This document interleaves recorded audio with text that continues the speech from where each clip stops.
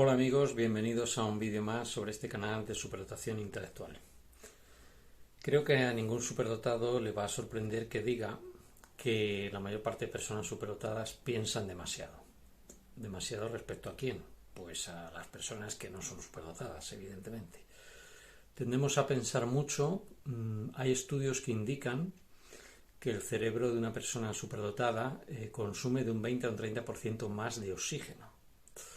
Creo que si el cerebro ya es un órgano que consume mucho oxígeno, podemos imaginar el enorme gasto energético que tiene un superdotado simplemente por el hecho de estar pensando constantemente. Cuando eres más joven, debido a que tu cuerpo tiene más energía, evidentemente, eso puede resultar en algunos superdotados realmente agotador. Comentaban en alguna de las asociaciones en las que he estado que había niños que de pequeños se llegaban a golpear con la cabeza con una mesa para poder dejar de pensar. Puede llegar a ser angustioso o puede llegar a ser muy estresante el no poder parar el flujo mental, las cadenas de ideas que constantemente se están produciendo. Esto, bueno, a muchas personas le va a generar también problemas de insomnio, es decir, cuesta mucho apagar un cerebro de un superdotado activo. Esto lo saben bien también los padres. Suele ocurrir en muchos casos problemas de insomnio, problemas de que se despiertan por la noche, de sueños intermitentes, etc. De esto de alguna forma ya hemos hablado. Pero la pregunta es, ¿existe alguna forma que podamos utilizar que no sea evidentemente con contraindicaciones, es decir, que no sea medicar a la persona con superdotación para poder de alguna forma relajar ese flujo mental?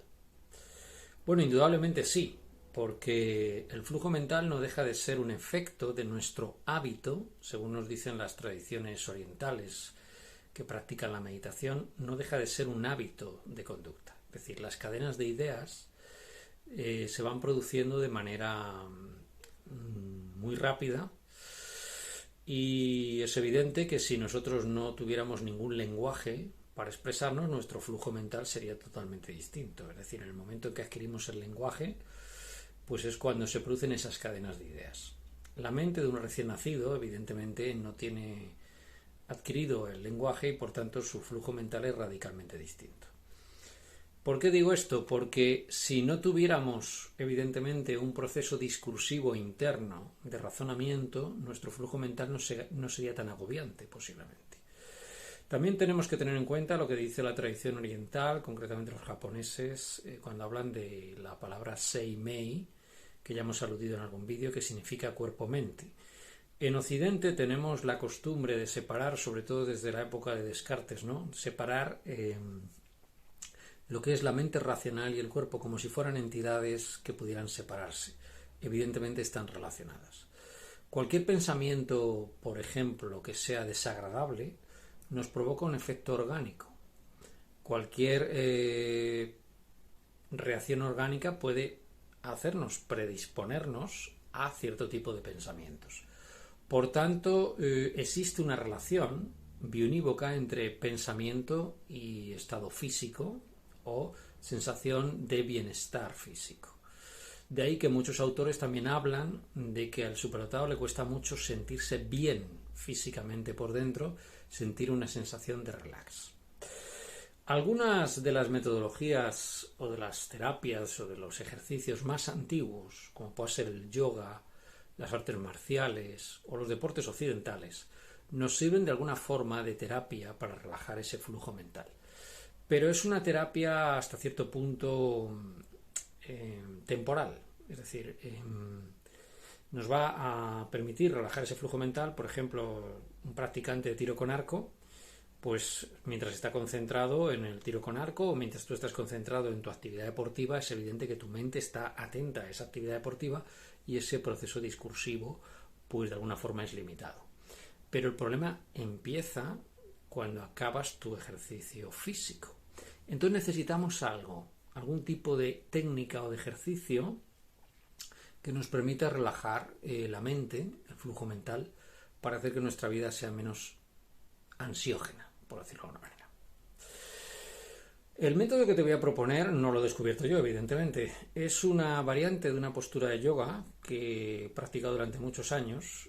El yoga, estuve practicando 7 años, luego me dediqué a las artes marciales, concretamente al karate. Primero un estilo, el Goju Ryu, luego el Shotokan, y ahora actualmente pues hago otro tipo de ejercicios.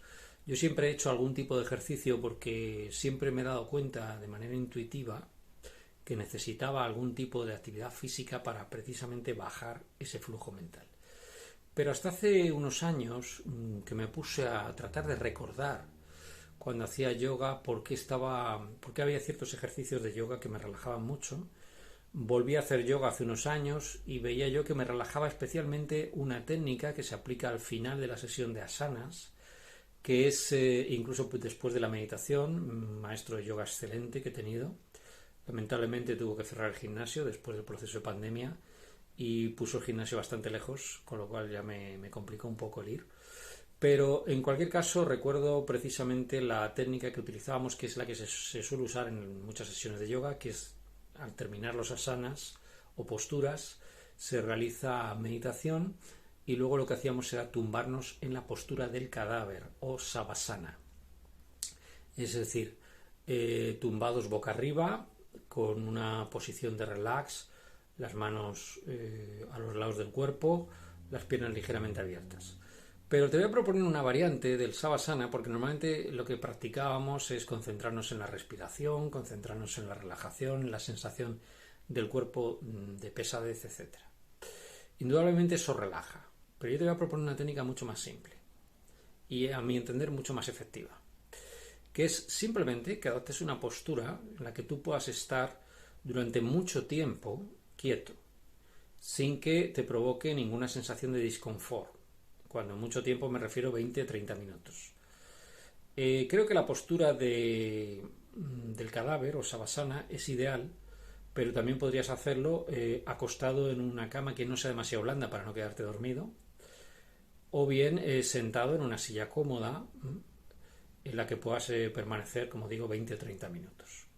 En cualquier posición que adoptes que puedas estar quieto durante cierto tiempo, cierra los ojos,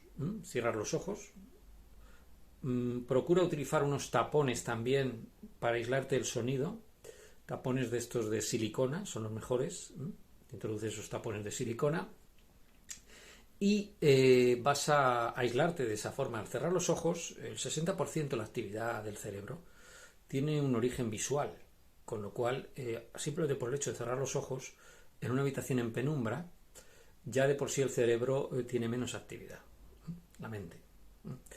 Pero si además disminuyes la entrada de sonidos mediante estos tapones de silicona, vas a obtener un aislamiento sensorial mayor. Dado que no todos tenemos los medios para tener una sala de ambiente de aislamiento sensorial, que sería lo ideal, vamos a aislarnos mucho de actividad sensorial, cerrando los ojos, como digo, y restringiendo los sonidos que llegan a nuestro cerebro. A continuación, puedes hacer alguna técnica de fijarte en las sensaciones corporales y recorriendo el cuerpo desde los pies a la cabeza, fijándote como si estuvieras repasando todo tu cuerpo en esas sensaciones corporales. Eso es lo que hacen en las técnicas de yoga.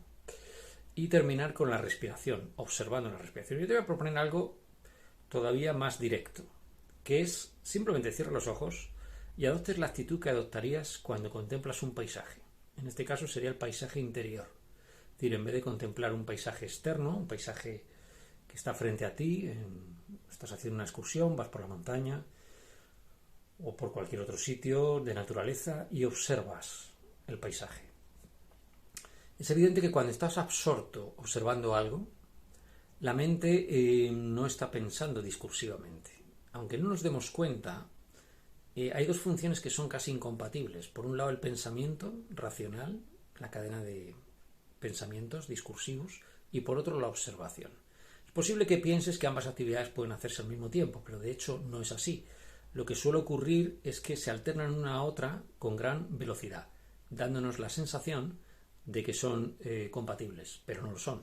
Si estás observando absorto algo con mucho interés, y creo que todos, si hacéis un examen de conciencia, os daréis cuenta de que estoy diciendo lo cierto, si estás observando algo con mucho interés porque te llama la atención, tu mente para el ejercicio discursivo. Podríamos decir que la tendencia de la mente a estar constantemente pensando es un hábito occidental, sobre todo, de conducta que, como todo hábito, puede reeducarse. Esa es la buena noticia.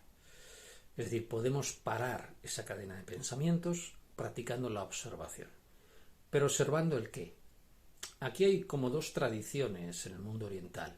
Lo que se llama la meditación externa, que sería observar algo externo a nosotros, en la naturaleza, por ejemplo. Yo la he practicado profusamente cuando era joven sin saber lo que estaba haciendo. Me quedaba absorto, por ejemplo, observando un pájaro, un paisaje, etcétera, y llegaba a estados de relajación bastante intensos. Yo diría que casi meditativos. Pero no siempre es posible practicar la meditación externa porque necesitas como un entorno idílico. Esa es un poco la vía de esa filosofía oriental que cito mucho porque me parece muy interesante, que es la del taoísmo. Sin embargo, la meditación interna, que es la vía budista, por decirlo de alguna manera, la que practicó Buda observando su propia mente, pues, ha dado lugar a otro tipo de tradiciones.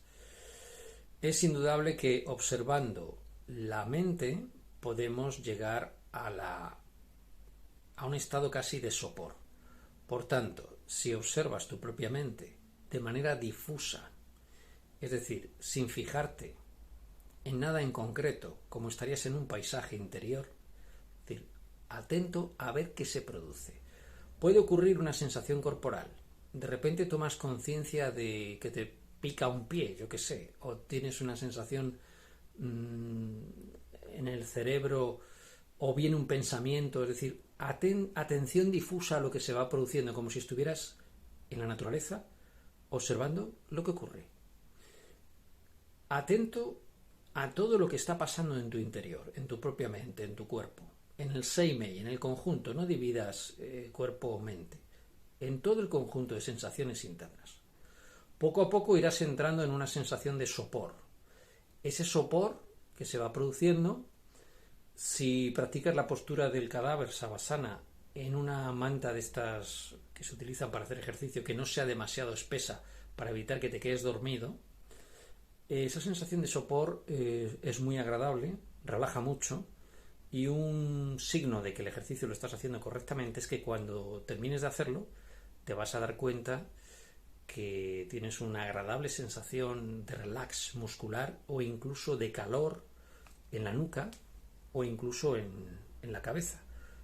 Es decir, se ha incrementado la irrigación sanguínea porque se han dilatado los pequeños capilares del cerebro. Esta técnica se ha estudiado que previene infartos cerebrales y previene un montón de cosas. Regula los niveles de estrés, regula la ansiedad y tiene efectos muy buenos sobre el cuerpo, la meditación. Pero no todos estamos preparados para la meditación, porque a veces provoca somnolencia, porque es difícil concentrarse. La meditación, las técnicas clásicas te piden que te concentres en algo. Yo te estoy diciendo justo lo contrario, que estés atento a cualquier cosa que se produzca. Bueno, prueba esta técnica porque a mí particularmente me resulta extremadamente eficaz. A medida que crecemos vamos teniendo cada vez más flujo mental, discursivo, y creo que es muy interesante que tengamos habilidades para poder reducir dicho flujo mental. Pruébalo y me comentas por el correo electrónico que ahora aparece en pantalla cómo te ha ido. Un saludo y hasta otra.